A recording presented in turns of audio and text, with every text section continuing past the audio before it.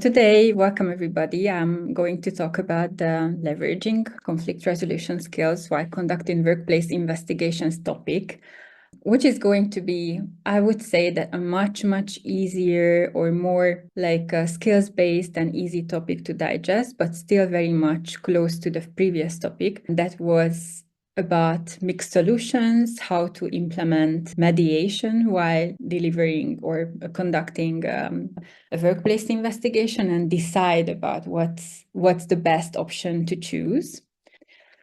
So the agenda for today is just a little bit of recap, what happened last time and where we left off. And then we will overview the role of the mediator and the investigator to make sure that we understand both and we can separate ourselves while using the same skills. And then we will have like an extensive list of skills that we gain as mediators, but we can also use as workplace investigators. And I'm going to introduce you to different stages of the investigation where you can actually use that practically. And then as usual, we're going to have like hopefully 15-20 minutes long question and answer part where you can raise your questions or we can discuss all your concerns regarding the topic.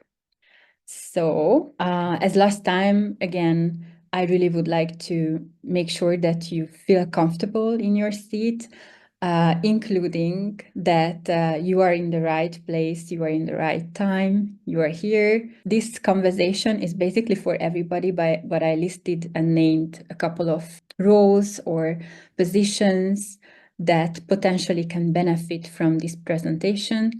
And that includes mediators, grievance officers, HR personnel, compliance manager, community organizers and leaders, NGO members and leaders, but basically anybody who is interested in those skills that are often used in mediation and in workplace communication situations. So I hope you feel comfortable enough in your seats now, and then we can start. So last time it was, I believe, a very extensive and very packed presentation and webinar that we've been through. It's not an easy topic to understand the different misconducts, the structure of an investigation, and in addition, that what kind of points, what are the milestones where actually there can be a place for contemplating if mediation is the right procedure to choose or continuing or starting off with a formal investigation process. So at the beginning, we discussed the definition of the workplace misconduct in order to understand that what is our starting point. Then we went through of the goals and potential results of the workplace investigations and the pros and the cons of it. Then we did the same with the mediation. And after that, I advised you with a couple of suggestions, namely deciding about if the situation or the report that you are facing with is a conflict or abuse, could be a really sure starting point or a really sure point where you can decide about the right procedure to go on. And then we also saw a roadmap that I actually reframed for today a little bit because we are going into a different approach, or we will see the workplace investigation with a different lens, if you say so. But the investigation steps were actually very important the last time as well, because we wanted to understand that what are the points where workplace investigation can be actually questioned if it is the right or the wrong process to go on with. So in order for us to make sure that our position is very clear for ourselves as well, and we do not mix up our roles and responsibilities, it's really great to distinguish between the two positions to see where is the overlap and also that what things can be and should be different in these two hats that we can potentially wear. However, I would suggest everyone that please do not wear these two hats at the same time. So when you are entering into the position of becoming or being in a situation a mediator or a case manager, a grievance officer, then please stick to that role and make sure that you are not mixing up or you are not interchanging throughout the process, because that's also very confusing for the parties who are participating in the process, and it creates instability during the process that can affect the result of it. So make sure that you are wearing the hat that you want to wear and stick to that. So when we are mediators, and we want to use those skills in a mediator nature, we facilitate and improve communication between the two parties, while case managers find facts and reconstruct the story in order, at the end, to find out if a violation happened, a violation of the internal code of ethics, the external code of conduct, or any kind of regulation that the organization is obliged to comply with. The mediator is supposed to be neutral and unbiased, and the good news is that the same situation occurs with the case manager, neutral and unbiased. The mediators can be externals, mostly they are, at least with organizations that I worked with, that was the situation. They didn't have the capacity or the resources to employ an internal mediator, and I do believe that it's also not the best way to go with. So mediators normally are externals, while with case managers or grievance officers, please mind the definition of the manager's position. It can be also grievance officer. So they are often internal because the organizations often want to keep that person inside the organization because of data protection reasons and better accessibility to those personnel.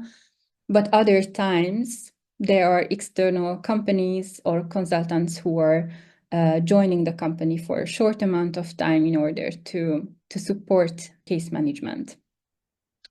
Mediators, during the process, asking mostly open-ended questions because that's the way how we try to guide our parties in the process, while case managers are asking open and closed-end questions as well.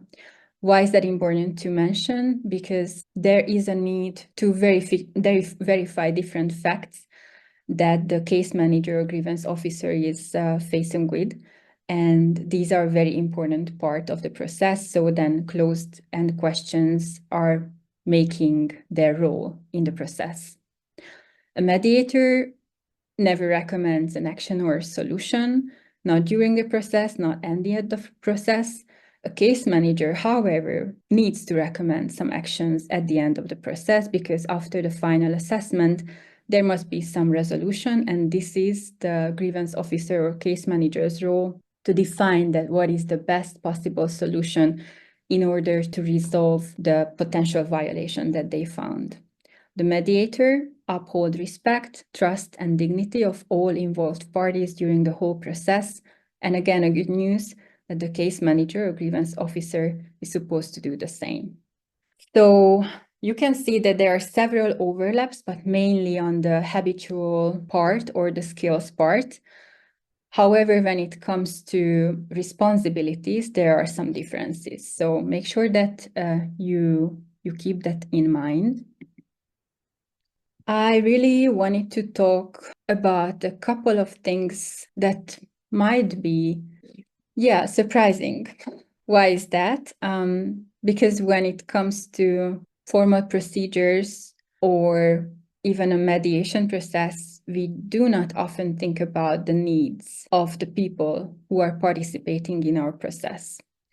But we are still humans, all of us, including the mediator or the grievance officer working with the case. And that implies and also requires for us to take into consideration the universal needs of the parties involved in the process. So I made a list of the, I believe, most important needs that appear or occur during the process that are really great to have an eye on and make sure that these are the ones that you are fulfilling while you are behaving as a grievance officer. Besides being professional, we also recommend it to be humans to each other. So the first one is autonomy. For example, when a grievance officer gives the possibility during the consultation process to the potential complainant or somebody who is interested in the process to decide about whether or not submit a very official complaint, then that's the way how to give them the autonomy of deciding about their needs. Emotional safety is something that is supposed to be kept during the whole process. Otherwise, there is no trust, which is also in the list. And there will be very fragile situations or emotions that you need to handle. The other two is respect and support. So one who is experiencing, for example, sexual harassment, mobbing, or discrimination in a workplace environment, obviously having a lot of emotions coming into the process together with the grievance officer, and respecting them and their emotions is something that is elementary for a grievance officer, while giving the support and the level of support that is expected from them is also something that we need to take into account.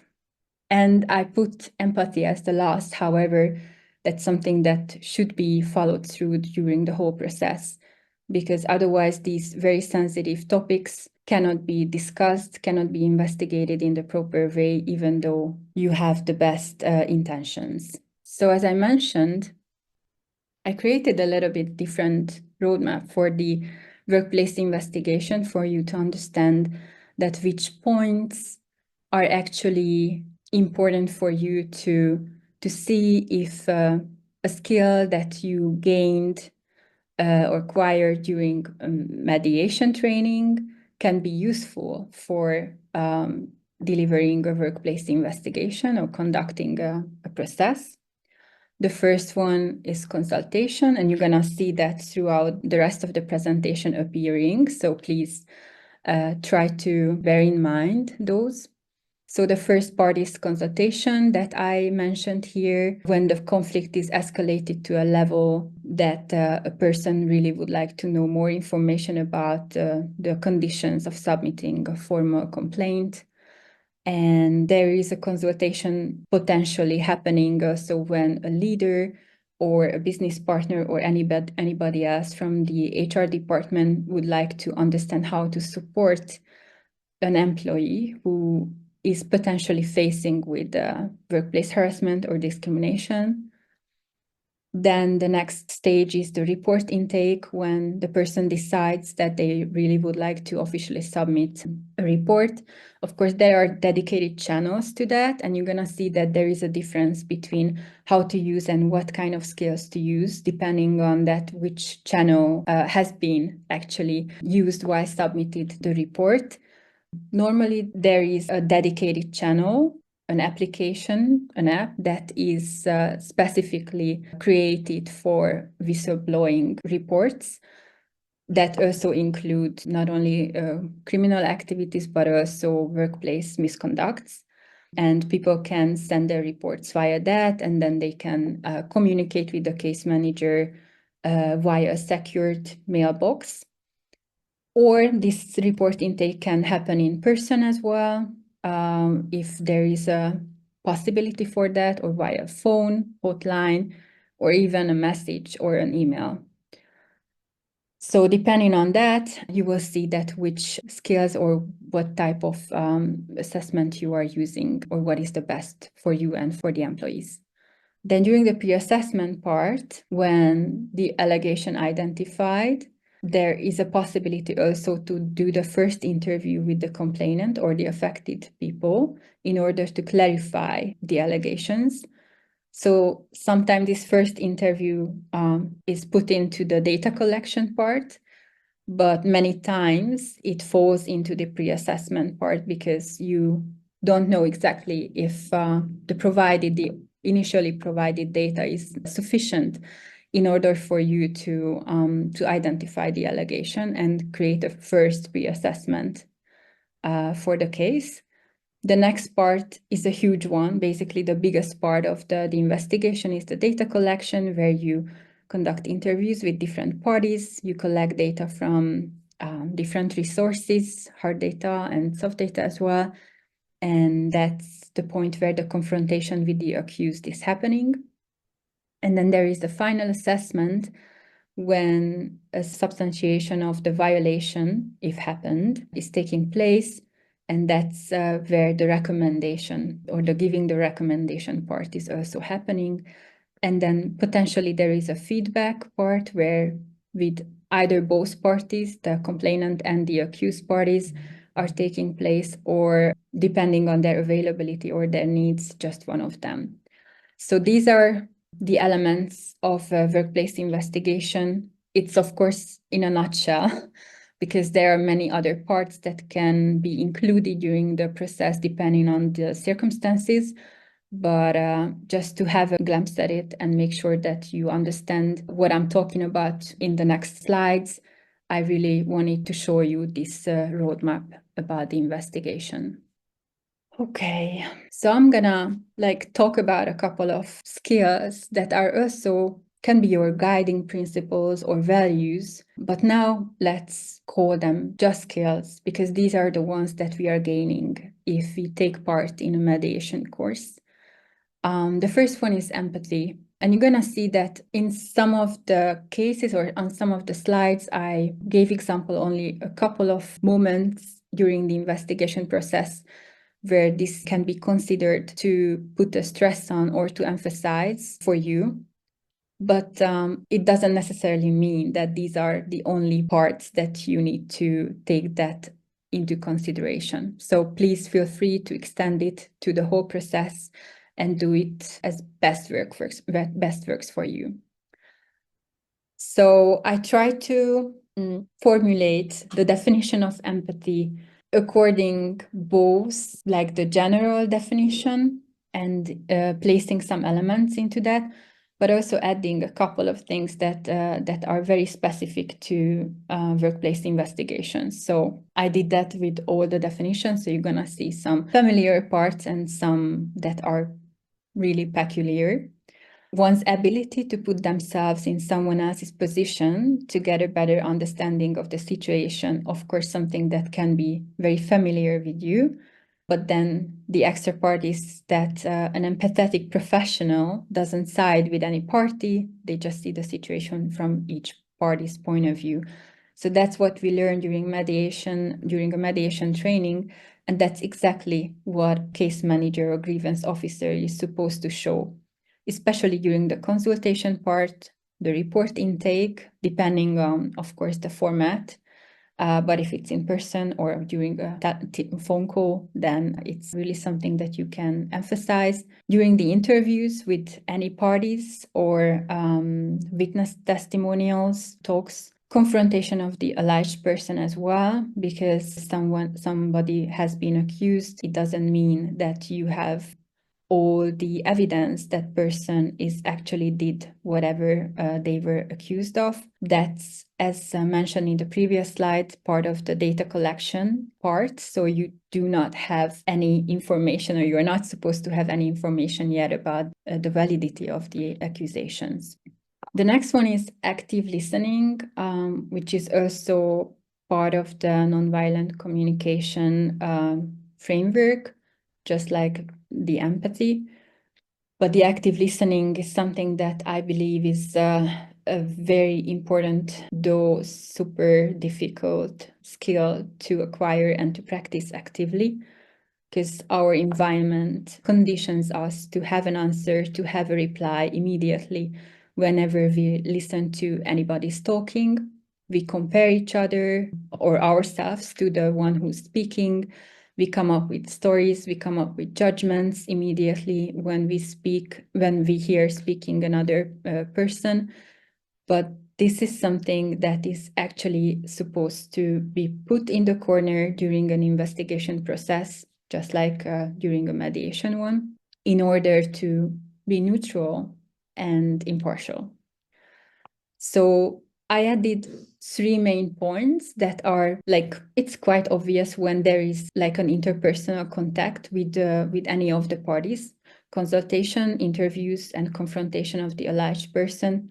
when active listening skills and the need of active listening is appearing. And what is that? Ability to absorb and understand the information shared with them without interrupting or jumping to conclusions. And it helps to establish credibility during the process. That's the special part that is added to the active listening's definition. And that also helps fulfilling the basic need of trust and empathy of the participants of any kind of process. I added communication as like not giving any specific point to that. Communication is really, really broad, and many things can be understood under communication skills. And basically everything that we learn during a mediation training somehow is connected to communication skills, to different part of it.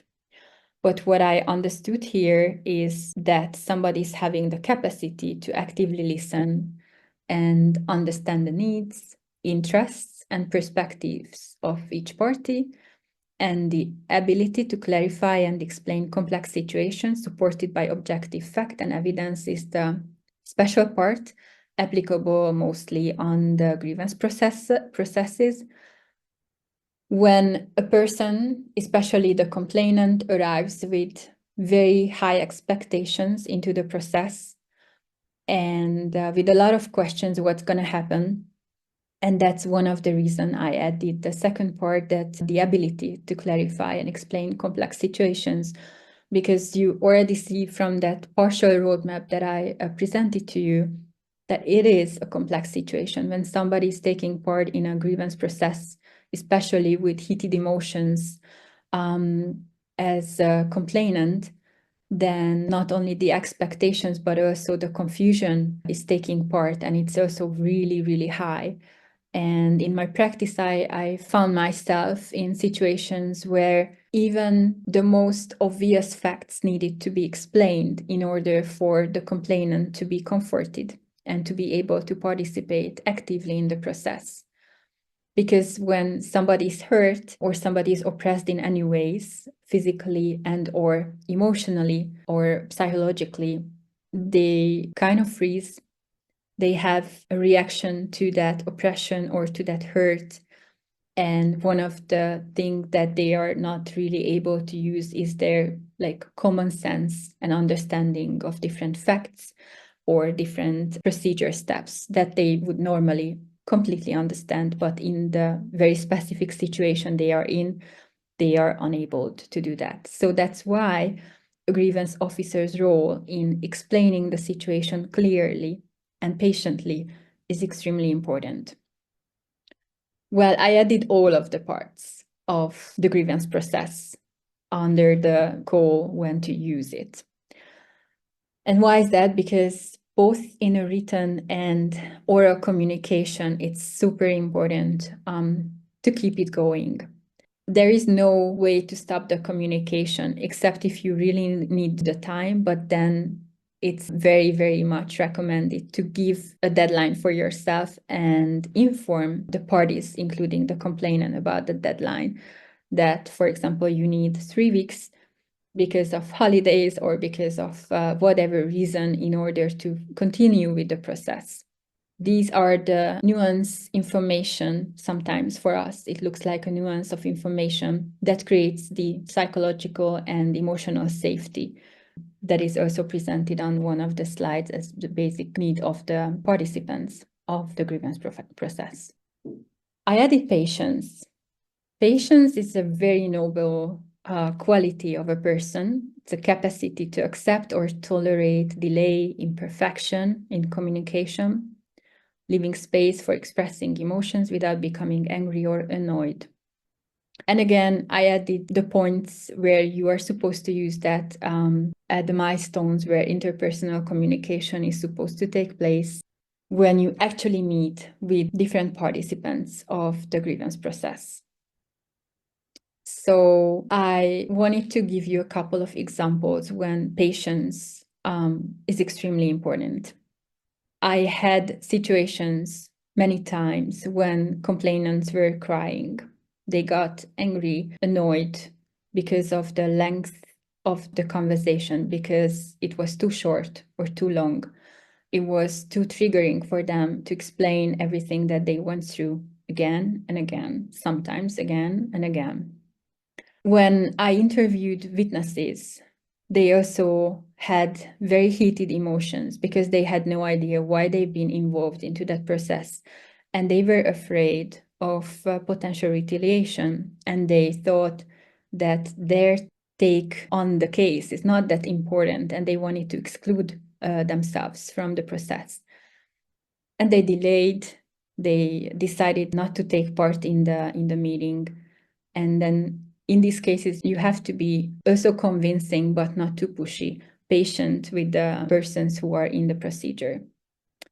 With the complainants, with the accused person or the alleged person, it often happened that they got overly angry or irritated during the process, even shouting, getting into an emotional state where, for example, asking questions or answering questions was not anymore possible for them.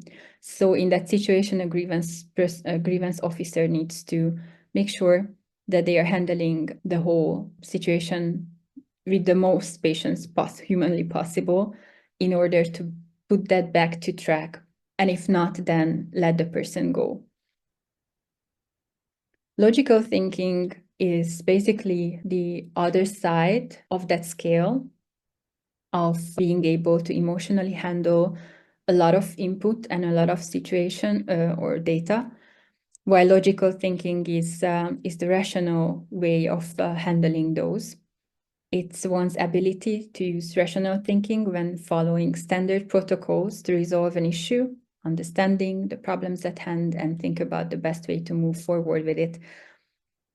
Normally, logical thinking is just being rational while understanding and absorbing different information. But during a grievance process, it's super important to make sure that you know what to do with the information that you received.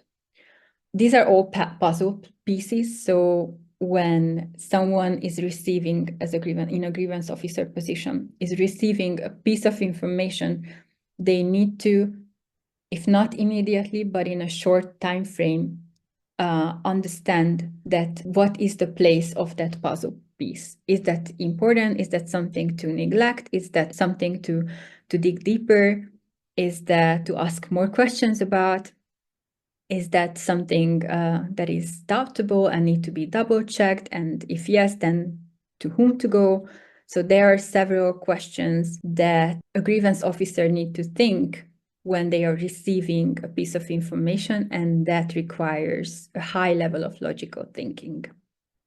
I added consultation, interviews, and confrontation as the interpersonal parts of the process, but I could actually also add the assessment parts, where you need to put together all the puzzle pieces that you have yet and understand if it's sufficient for you in order to make your final decision and your recommendations. The next one is neutrality. And I added here that it's in overlap with being ethical. It's also in overlap with being objective or fair, depending on the situation and depending on that who do you talk to and what type of information or exchange of information is happening. So it's one's ability to show no preconceived judgments, encouraging open dialogue, asking questions that allow the parties to express their perspectives without revealing any inclination or bias. When a complainant enters the grievance process, they can have questions like, and who is going to get to know about my complaint? Is that something that my lead is going to have access to? Is that something that you already decided that it's not something as a violation? What's going to happen with the information that I am giving to you? And when, for example, the accused person enters the space that you are holding to them, they can have questions related to that skill that you need to show, just such as, do you already handle me as someone who violated the law or the internal rules just because I'm in the alleged position? And these are questions that are not coming in that diplomatic format. They are coming in very heated ways, sometimes even accusing you that you already made a decision and that there are severe consequences that are awaiting for the alleged person. In that situation, patience and neutrality together as a great mixture is super important to calm down everybody in the process who is taking part potentially, and making sure that nothing is yet decided and there is nothing to be afraid of until the very end of the process when you are making your final assessment. And that's where the communication skills also coming in, and the clear explanation that I highlighted a couple of minutes before. And you see that I added all parts of the grievance process here, because it's not something that you could like put down at some of the points. It's just like while you are doing mediation, while conducting a grievance process or a process where a misconduct is decided about, neutrality is something that could be your best and most important quality or skill. Confidentiality, again, something that you are supposed to show during the whole procedure. I added the first part again as like a generic one to reassure everyone involved that their disclosures will be handled sensitively. But also the data storage and the handling of the data that is shared is a very important part of this confidentiality closure. And yeah, the GDPR compliance and other, for example, internal procedures or requirements that you need to comply with includes or can be included in the confidentiality as a skill or as a value as well, as I mentioned at the beginning. Then there is here transparency, which is seemingly like in confrontation with the confidentiality. So that's why I actually added on the slides just right after the confidentiality, to make sure that there is like a capture of the difference of these two and how these two can be related and still applied at the same time. So confidentiality mainly applicable for the data that you are receiving, or that somebody is taking part in a process, or that somebody provided a certain type of information. And that's in order to protect the person's private data and also their right to not to be retaliated during the procedure. So these are like mostly legal implications that we would like to avoid. While with transparency, that's very much connected to the communication part. When it comes to starting a process where we need to set the clear boundaries with the complainant or with the interviewed parties, it's extremely important to show them that what is the exact content of an investigation process. Because sometimes they believe that, okay, it's going to be that huge. It's going to be so extensive that everybody is going to be asked. And that's what they want. But when you ask them the question that what is your expectation, just with a simple question like that, you clear that air and make sure that misunderstandings are not going to take part in the rest of the process. So make sure that expectations are managed. That's what transparency is about, that the parties taking part in the process knows what to expect, when to expect that, and what are the things that they need to face with during the process. For example, if you inform the alleged person that they have been accused of violation of, for example, a code of ethics, they also need to understand that they are supposed to take part in an interview where they are going to be confronted with the facts. But while you are confronting them with the facts and asking the clarifying questions, they also need to understand that what is the next step and how the information that they gave you is going to be processed in the final assessment.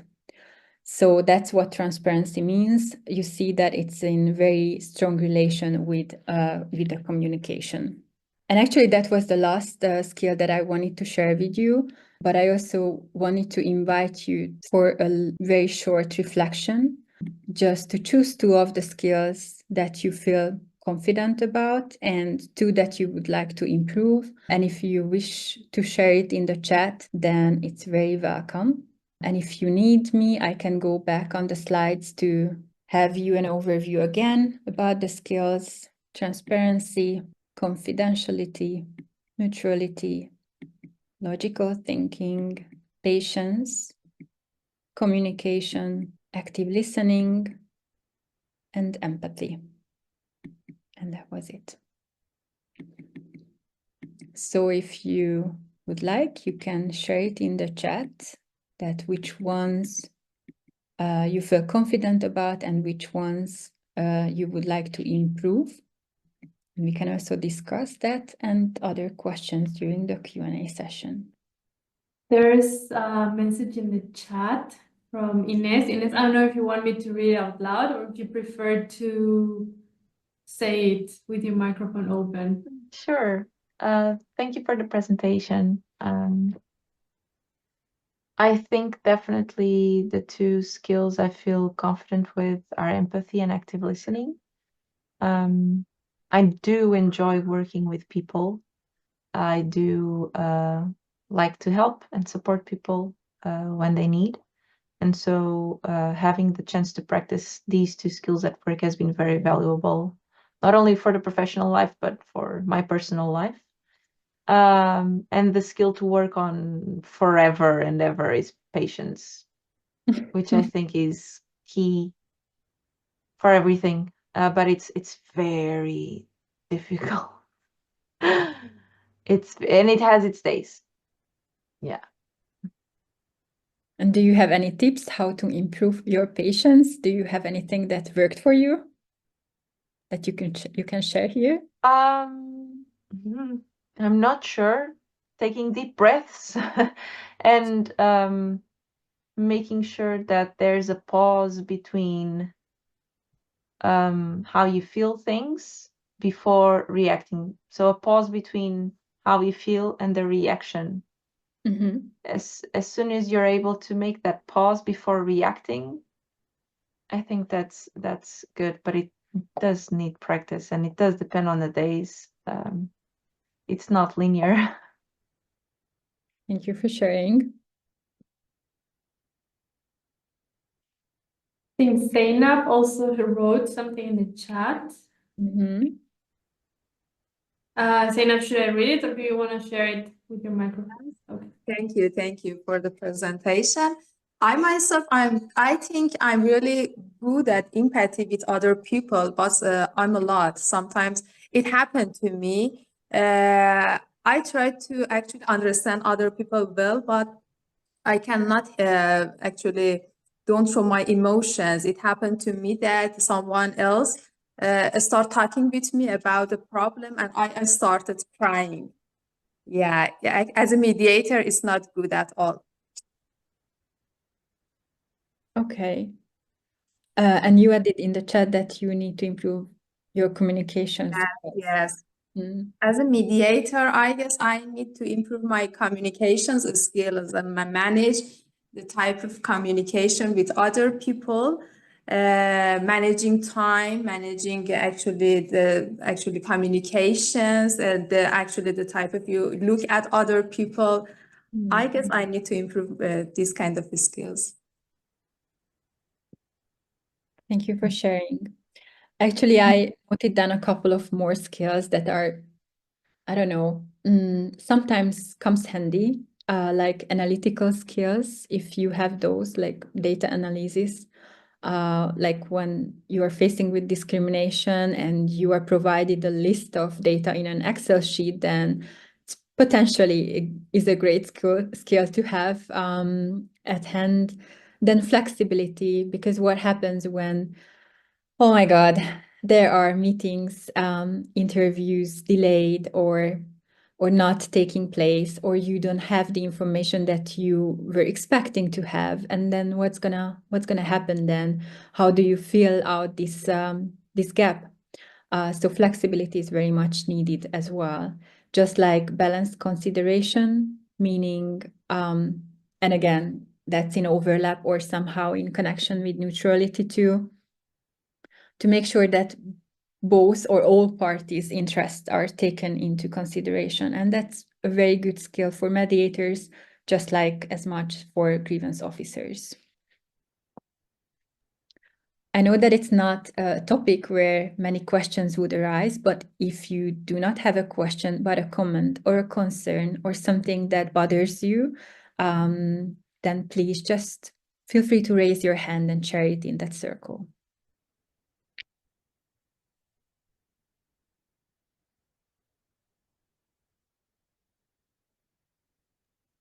Maybe, Nicolette, we can share your email, and if someone has a direct question, maybe they can reach out to you. Maybe it's something that they want to discuss in private. I don't know, because as you say, it's a very complicated, or maybe like a more personal topic.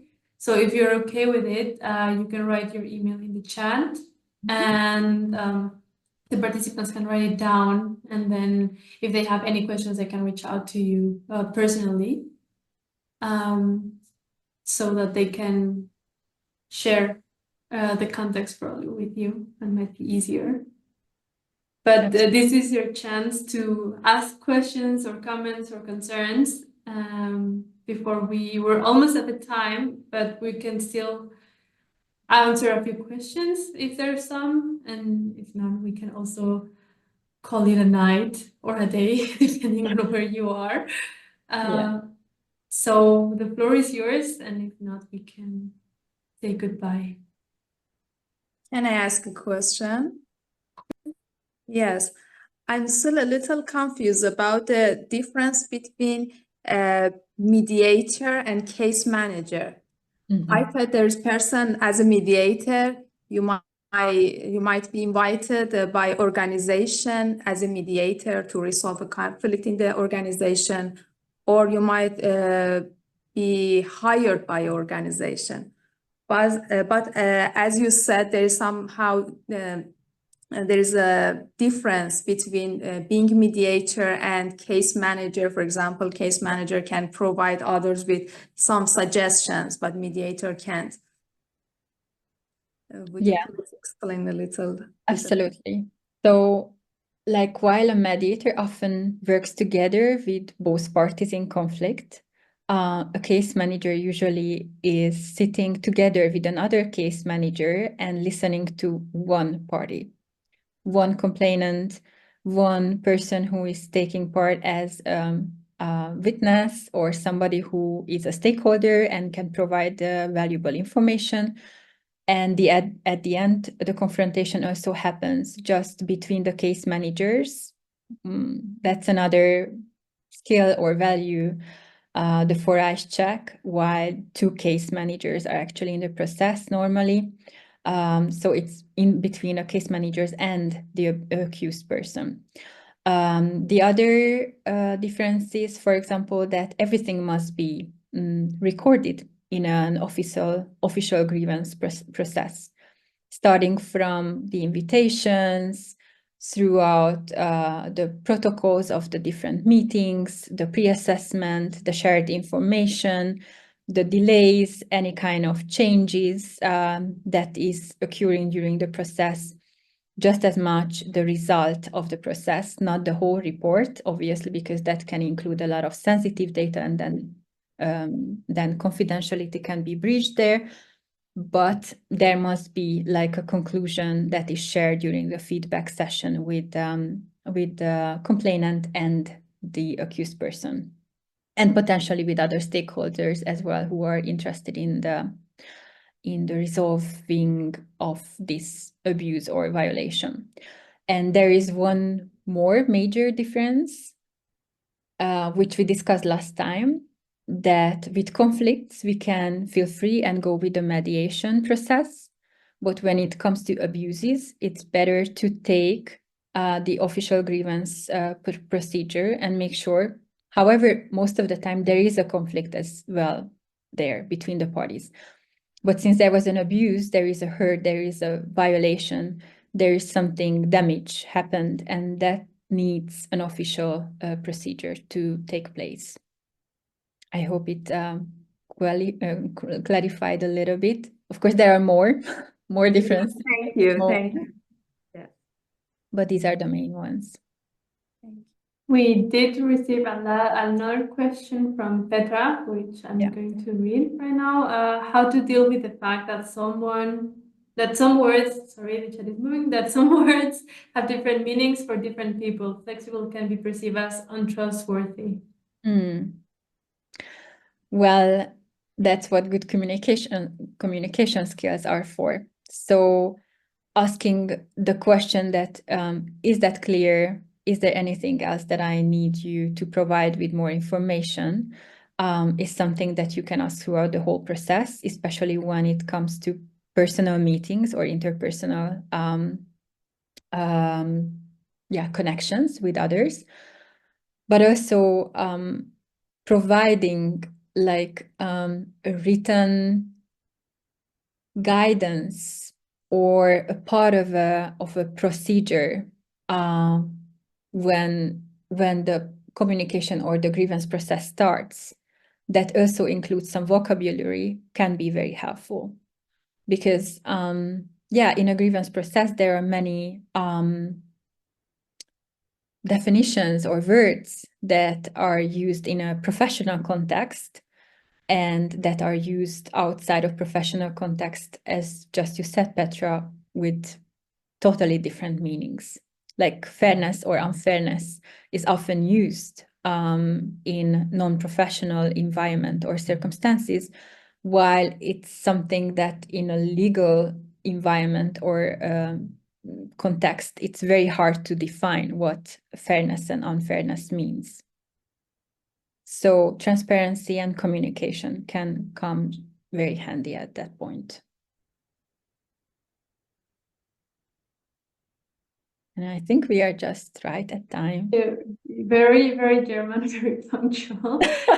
Yeah, we're right on time. So I guess we will say goodbye for now. Thank you so much for joining. And Nicolette wrote her email in the chat. So if you have any questions, you can write to her or write via us, and then we communicate your questions to Nicolette. And thank you so much for joining, everyone. I wish you all a good day, good night, good evening, I don't know. And we see each other in the next. We have another webinar at the 7th of November about dealing with aggressive parties in a mediation.